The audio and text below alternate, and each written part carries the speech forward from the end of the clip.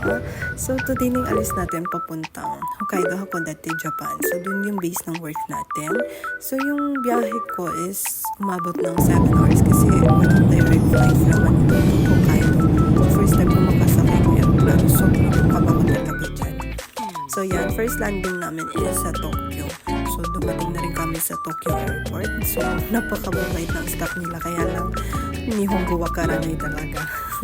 Dumating na rin sa Hakodate kung saan dyan yung area namin or base ng work. Then pagkasundo ng employer namin is papunta na kami sa aming tutuluyan na apartment. So yung sabi ng employer namin, yung sa apartment, from apartment to work or sa facility is aabutin lang daw siya ng 10 minutes kapag ka naglakad ka. And then kung magbabike ka naman is 5 to 3 minutes lang siya. So may provided din nila yung bike na gagamitin.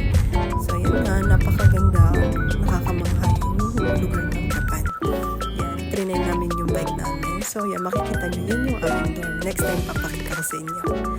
Bago kami pumasok sa actual work, so meron munang konting review or aral na ginagamit sa unit or yung mga common words. So yan ang aming sensei. Shout out, Sensei Horibasa. Yan.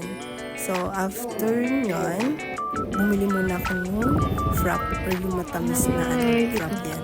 First time kong kumain yan. Napakasarap.